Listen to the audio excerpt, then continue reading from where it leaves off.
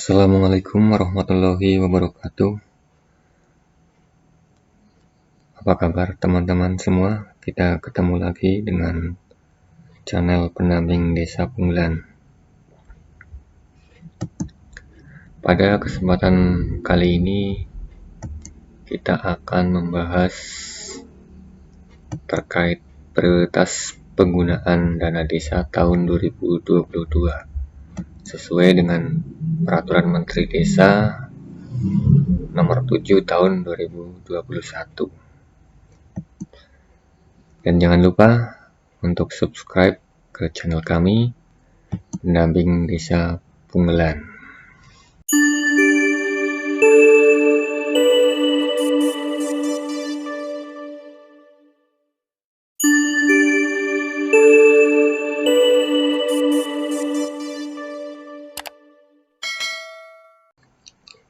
Sebelum kita membahas terkait prioritas penggunaan dana desa tahun 2022, apa saja rincian penggunaan DD tahun 2022 yang sesuai dengan prioritas, kita akan mengulas kembali terkait SDGs desa. Nah, apa kaitannya SDGs desa ini dengan dana desa?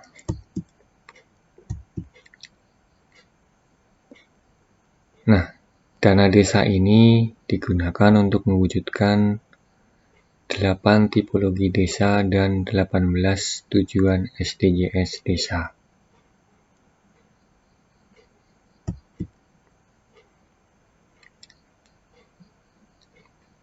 Delapan tipologi desa ini ada: 1. Desa tanpa kemiskinan dan kelaparan. Yang kedua, desa ekonomi tumbuh merata. 3. Desa peduli kesehatan. Yang keempat, desa peduli lingkungan. Yang kelima, desa peduli pendidikan. Keenam, desa ramah perempuan. 7. Desa berjejaring. Dan yang kedelapan, desa tanggap budaya.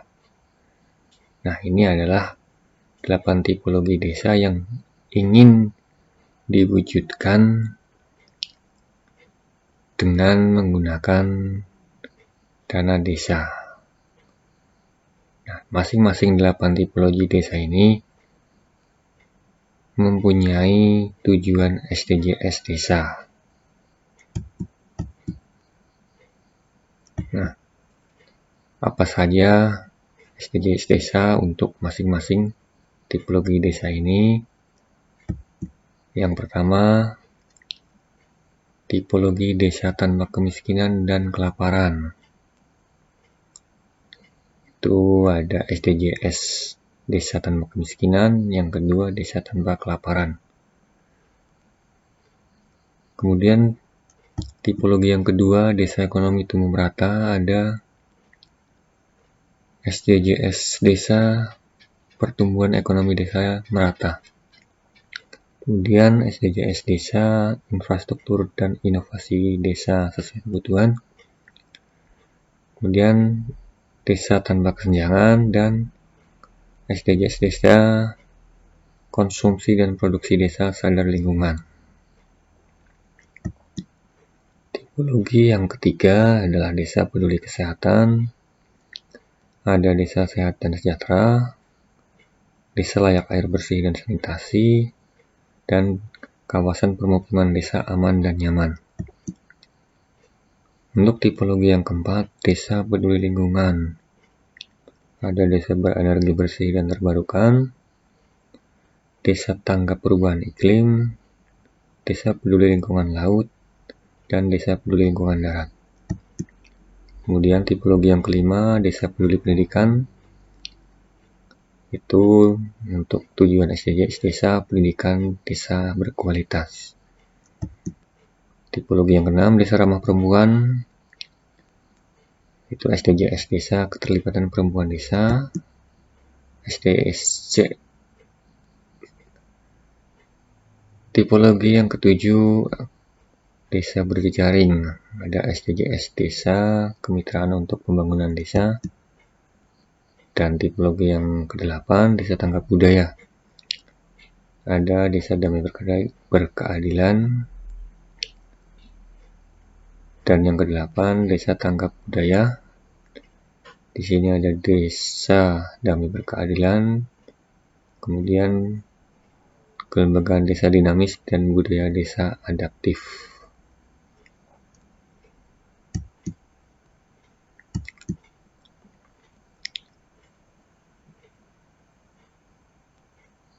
Selanjutnya kita akan masuk ke apa saja prioritas penggunaan dana desa tahun 2022. Ya, jadi penggunaan dana desa 2022 ini diprioritaskan untuk membiayai kegiatan yang mendukung pencapaian SDGs desa yang berkaitan dengan ada kegiatan pemulihan ekonomi nasional yang sesuai dengan kewenangan desa, program prioritas nasional ini juga yang sesuai dengan kewenangan desa, dan mitigasi dan penanganan bencana alam dan non-alam. Nah, masing-masing kegiatan ini kita akan coba jabarkan sebagai berikut. Jadi, kegiatan yang sesuai dengan prioritas penggunaan dana desa ini dimaksudkan untuk mewujudkan SDGs desa, seperti yang tadi saya sampaikan di depan. Prioritas pemulihan ekonomi nasional sesuai dengan kewenangan desa. Di sini ada penanggulangan kemiskinan untuk mewujudkan desa tanpa kemiskinan, pembentukan, pengembangan, dan peningkatan kapasitas pengelolaan badan usaha milik desa atau badan usaha milik desa bersama untuk mewujudkan ekonomi desa tumbuh merata. Kemudian pembangunan dan pengembangan usaha ekonomi produktif. Nah, kita bahas yang pertama, penanggulangan kemiskinan untuk mewujudkan desa tanpa kemiskinan.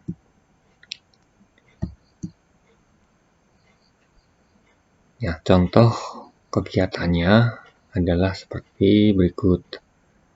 Ada penurunan beban pengeluaran antara lain pemberian bantuan sosial berupa bantuan langsung tunai atau BLT, pemberian jaminan sosial masyarakat miskin, usia lanjut, difabel.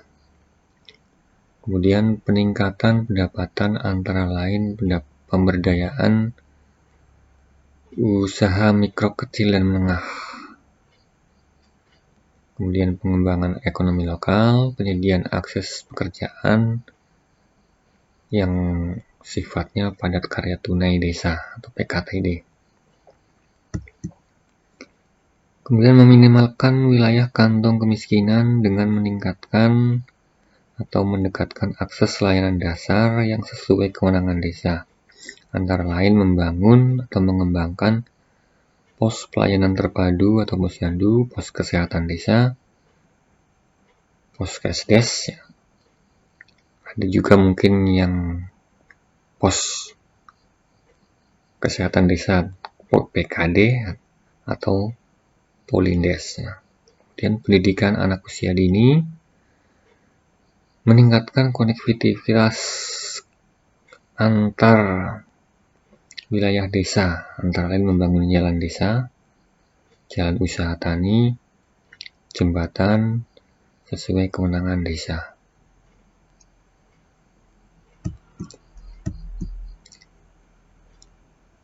Nah, selanjutnya adalah pembentukan, pengembangan, dan peningkatan kapasitas pengelolaan badan usaha milik desa atau badan usaha milik desa bersama untuk mewujudkan ekonomi desa tumbuh merata.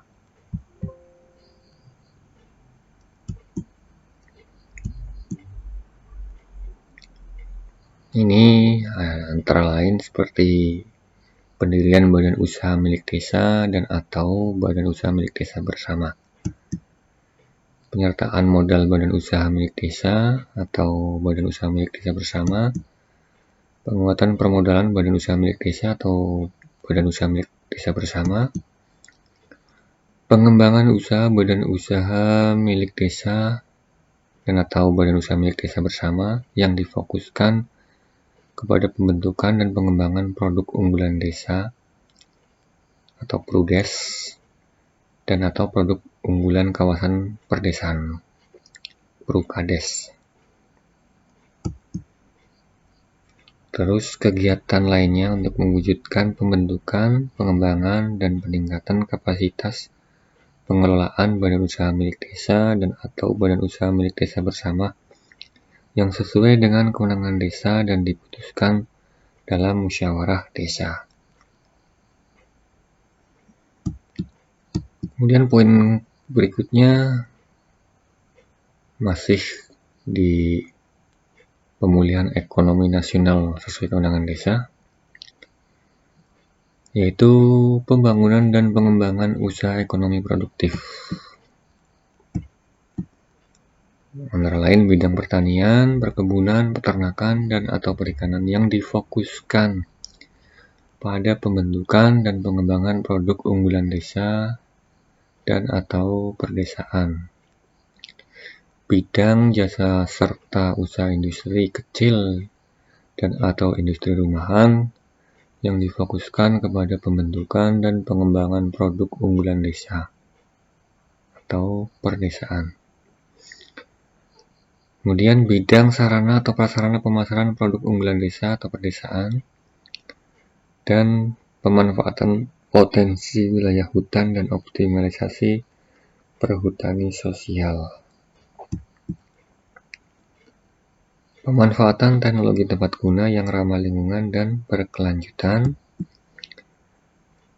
dan kegiatan lainnya untuk mewujudkan pengembangan usaha ekonomi produktif, ramah lingkungan yang sesuai dengan kewenangan desa dan diputuskan dalam musyawarah desa.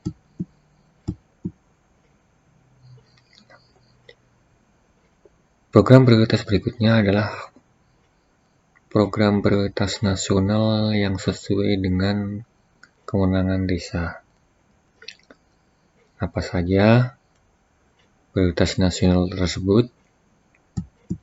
Yang pertama ada pendataan desa, kemudian pemetaan potensi dan sumber daya pembangunan desa, pengelolaan teknologi informasi dan komunikasi, pengembangan desa wisata, penguatan ketahanan pangan nabati dan hewani, pencegahan stunting di desa, kemudian pengembangan desa inklusif. Nah, penjelasannya adalah sebagai berikut ya. Yang pertama pendataan desa. Pendataan potensi dan sumber daya pembangunan desa, pendataan pada tingkat rukun tetangga atau RT, terus pendataan pada tingkat keluarga, pemutahiran data desa termasuk data kemiskinan, dan pendataan desa lainnya yang sesuai dengan kewenangan desa dan diputuskan dalam musyawarah desa. Kemudian yang berikutnya pemetaan potensi dan sumber daya pembangunan desa. Ada penyusunan peta potensi dan sumber daya pembangunan desa, pemutakhiran peta potensi dan sumber daya pembangunan desa, pemetaan potensi dan sumber daya pembangunan desa lainnya yang sesuai kewenangan desa dan diputuskan dalam musyawarah desa. Selanjutnya adalah pengelolaan teknologi informasi dan komunikasi. Ini ada pengelolaan sistem informasi desa berbasis aplikasi digital yang disediakan oleh pemerintah, penyediaan informasi pembangunan desa berbasis aplikasi digital, pengadaan sarana prasarana teknologi informasi dan komunikasi berbasis aplikasi digital, kemudian pengelolaan teknologi informasi dan komunikasi lainnya sesuai dengan kewenangan desa yang diputuskan dalam musyawarah desa. Yang berikutnya pengembangan desa wisata. Ada pengadaan, pembangunan, pemanfaatan, dan pemeliharaan sarana dan prasarana desa wisata. Promosi desa wisata yang diutamakan melalui gelar budaya berbasis digital. Pelatihan pengelolaan desa wisata. Pengelolaan desa wisata. Kerjasama dengan pihak ketiga untuk investasi desa wisata.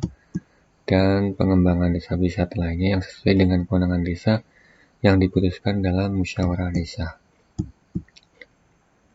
Kemudian penguatan ketahanan pangan nabati dan hewani.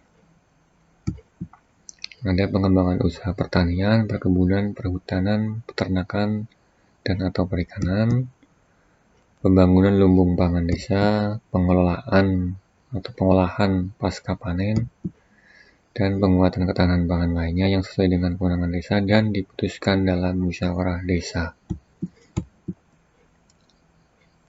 Kemudian pencegahan stunting di desa.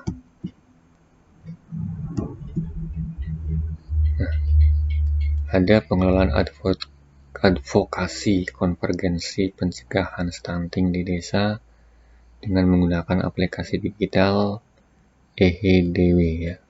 Electronic Human Development Worker. Kemudian tindakan promotif dan preventif untuk pencegahan stunting melalui rumah desa sehat.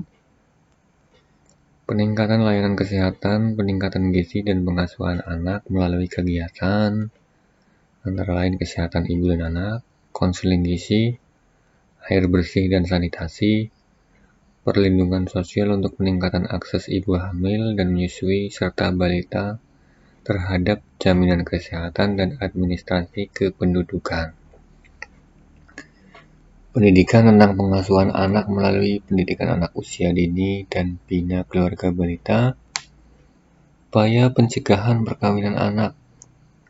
Pendayagunaan lahan pekarangan keluarga dan tanah kas desa untuk pembangunan kandang, kolam, dan kebun dalam rangka penyediaan makanan yang sehat dan bergizi untuk ibu hamil, balita, dan anak sekolah.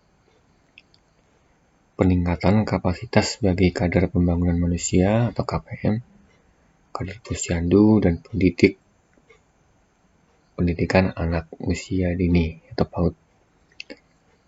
Dan kemudian pemberian insentif untuk kader pembangunan manusia, kader posyandu, pendidik pada pendidikan anak usia dini yang menjadi kewenangan desa. Dan yang berikutnya terkait prioritas nasional yang sesuai dengan kewenangan desa adalah pengembangan desa inklusif. Nah, antara lain yaitu kegiatan pelayanan dasar untuk kelompok marginal dan rentan, yaitu perempuan, anak atau terus lanjut usia, suku, dan masyarakat adat yang terpencil, penghayat kepercayaan, disabilitas, kelompok masyarakat miskin, dan kelompok rentan lainnya. Penyelenggaraan forum warga untuk penyusunan usulan kelompok marginal dan rentan. Pemberian bantuan hukum bagi kelompok marginal dan rentan. Penguatan nilai-nilai keagamaan dan kearifan lokal untuk membentuk kesalehan sosial di desa. Dan kegiatan lainnya untuk mewujudkan desa inklusif yang sesuai dengan kewenangan desa dan diputuskan dalam musyawarah desa. Nah, prioritas selanjutnya adalah mitigasi dan penanganan bencana alam dan non-alam sesuai dengan kewenangan desa.